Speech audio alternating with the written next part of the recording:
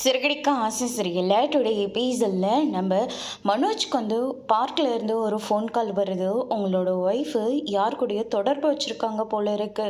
அவங்க சொன்னதுக்காக புடவையெல்லாம் கட்டிட்டு அவருக்காக காத்துக்கிட்டு உட்காந்துக்கிட்டு இருக்காங்க. அவங்க ஃபோன் பேசிக்கிட்டு நானே கேட்டேன். நீங்கள் ரொம்பவே நல்ல மனுஷன் சார், உங்களுக்கா இப்படியெல்லாம் நடக்கணும் அப்படின்ற மாதிரியே சொல்லிட்டு எதுவுமே சொல்லாமல் ஃபோனை கட் பண்ணிடுறாங்க. அதுக்கு அடுத்ததாக நம்ம சந்தோஷம் இருந்துட்டு, மேடம் எல்லாம் அப்படி பண்ணுற ஆள் கிடையாது மனோஜ் அப்படின்ற மாதிரி சொல்லிக்கிட்டு இருக்காங்க. இல்லை அவள் வேற இப்போ என்னோட கண்ட்ரோலில் இல்லைல்ல, அதனால் அவள் அப்படி கூட இருக்கலாம்ல. ஒருவேளை அன்னைக்கு நம்ம ஷோரூமுக்கு வந்தால அவன் பேர் கூட ஏதோ ரஞ்சித், ஒருவேளை அவனை கூட இருக்கலாம்ல. ரோகிணி, நீங்கள் என்ன சொன்னாலே சரியாக இருக்கும், நீங்கள் என்ன சொன்னாலே சரியாக இருக்குன்னு அந்த ஆள் வேற சொல்லிக்கிட்டே இருந்தான். எனக்கு என்னமோ சந்தேகமாக தான் இருக்குது, நம்ம போகலாம் அப்படின்னு சொல்லிட்டு சந்தோஷம் கூட்டிக்கிட்டு நேராக அந்த பார்க்குக்கு போகிறாங்க.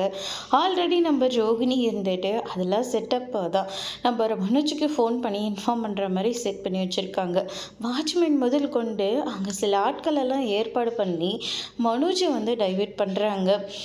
நீ என்னையா புடவை கட்டுருக்குன்னு சொல்லி அந்த பொண்ணை உத்து பார்த்துட்ருக்கியா அப்படின்னு சொல்லிட்டு கேட்கவும், எதுக்காக இவர் அடிக்கிறீங்க, உங்களை தான்மா உத்து பார்த்துக்கிட்டு இருக்கா அப்படின்ற மாதிரி சொல்லிக்கிட்டு இருக்காங்க.